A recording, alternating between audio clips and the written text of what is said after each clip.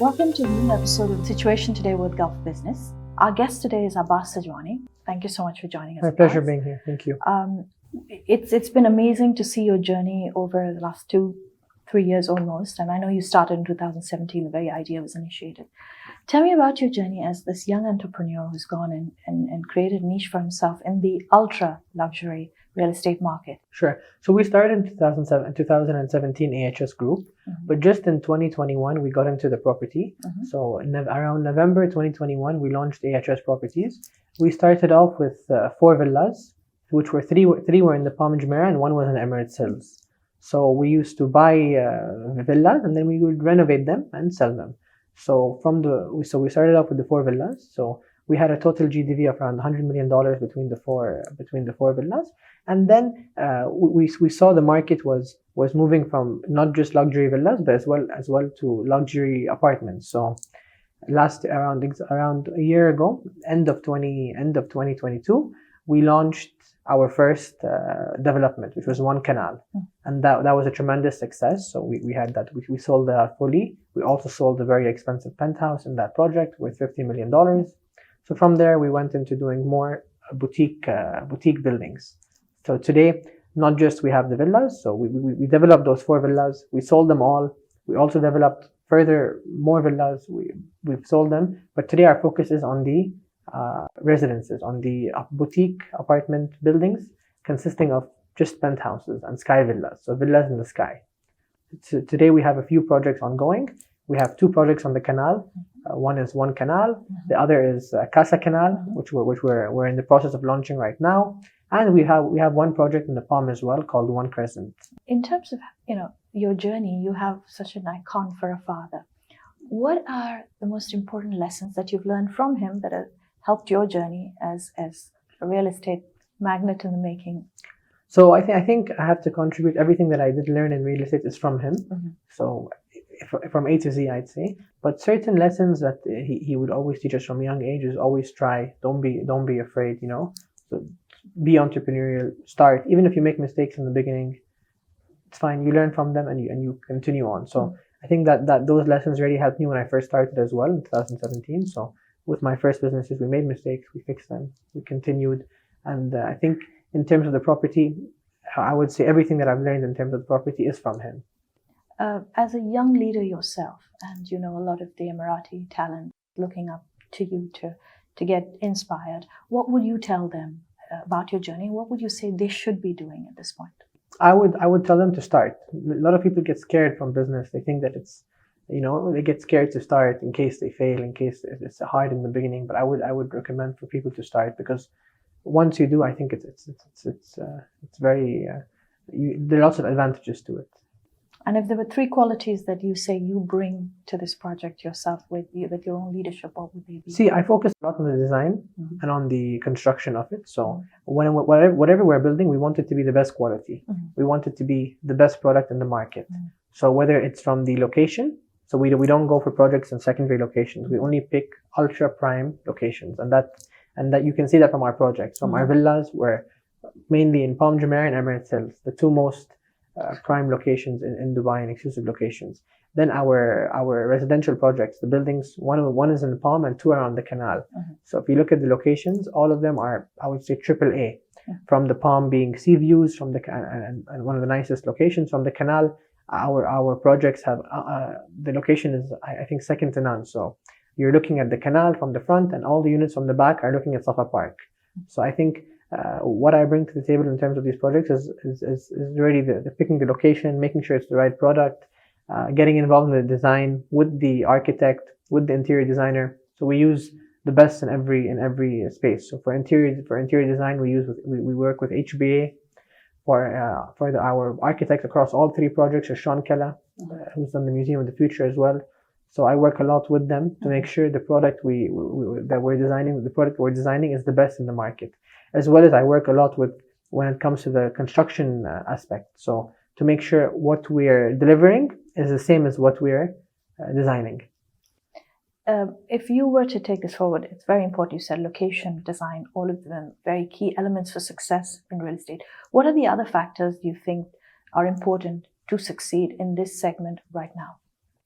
I think you need to, again, you need to pick the right product. You need to pick the right location. You need to price well as well. You have to be in the right range, and you can't be overpriced. You have to give customer the right customer experience, and you need to also work with the customer in case he needs any changes, in case he wants something particular. Today, our customers is our number one priority, to make sure our customers are happy.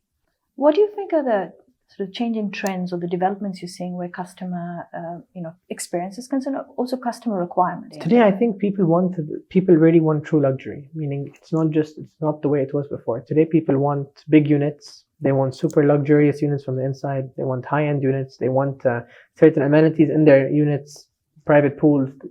Especially after COVID, many people want more privacy. They want to be able to think if another COVID happens, for example, they can stay in their apartment and they don't have to leave. So they want bigger units, higher ceiling heights, more space, more light, more natural light to come in. Private pools. Some of our units have private spas. So you have your own indoor-outdoor pool. You have your own haircut salon. You have your own sauna, steam, ice room. You have your own private gym. You have your own private cigar lounge. You have. So I think today the clients, they like to customize their units, and they want to put everything, all the beautiful amenities inside their own units to have it for themselves. Based on this definition, how would you define luxury for you? I think first thing with luxury is location. So you can't do luxury anywhere. It needs to be in the right location. And then you need to have the right product. So for me, when I define luxury, I look at a few aspects. So first thing is location. Second thing is the sizes matter. You can't have a luxurious apartment which is super small. And then what you do from the inside and from the outside. I think lots of it has to do with design and what materials you use, how you build, who's the architect you bring on board to help you, who's interior design. So I think it's not one item to do luxury. You need to get everything right. Mm-hmm. From location to interior design to the exterior design to the finishes used to the layout that you've designed inside the apartment, to the ceiling height. I think it's a lot of things combined for you to get true luxury. Okay. You've got Casab Canal, which you're very excited. It's an important project. Tell us a little about the launch and why it's really doing so well in Europe. So Casab Canal is our biggest project to date. Mm-hmm. So Casab Canal has a total value of over 3 billion dirhams.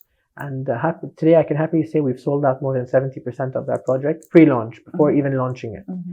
So it shows the demand from the clients, and that shows that the product is very fit. So because of the demand from the clients, and we're very excited for this project because it's our flagship project. So if you have a look at it, you can see all the amenities it provides to the clients.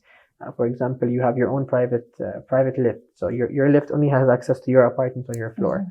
So you walk out of your lift into your apartment. You don't have any corridors. The ceiling heights are from 4 meters up to 9 meters in some of the units. The building is very boutique, so you don't have many units, all consisting of minimum 3-bedroom penthouses up to 6-bedroom sky villas. Sky Palace, actually, it's over 30,000 square foot. So the product mix is very unique. The location is very unique. The design is very unique. And the amenities it provides is very unique as well. So you have more than 3 pools in the building, as well as every unit has its own private pool, but you have 3 common pools.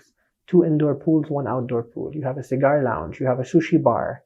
You have a cinema rooms. You have 1 full floor just for a spa, from indoor pool to sauna, steam, ice rooms, massage rooms, barber shops. A whole floor is just dedicated to wellness. Mm-hmm.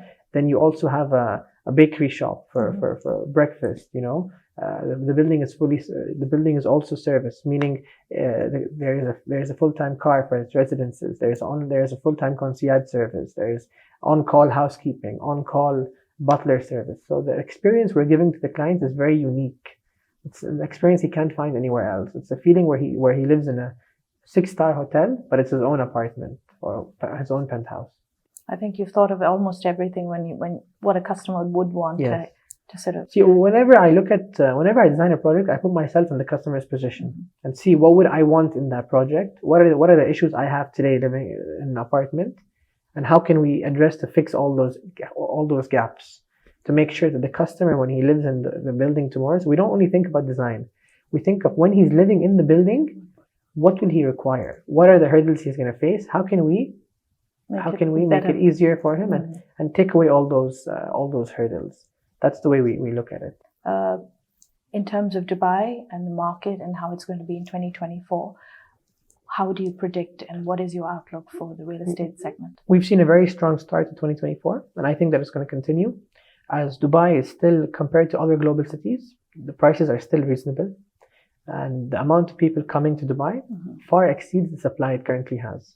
So when you look at the amount of people moving in every year, it exceeds the amount of new homes coming in the market every year. When you look at the price per square foot in prime Dubai, it's still much more affordable and cheaper than London, than New York, than Hong Kong, than Tokyo. And the product Dubai offers is far better. You know, you go to London, you look at some of the nicest penthouses in London. You don't have the same amenities in the building as you have in the buildings in Dubai. You don't have the same ceiling height.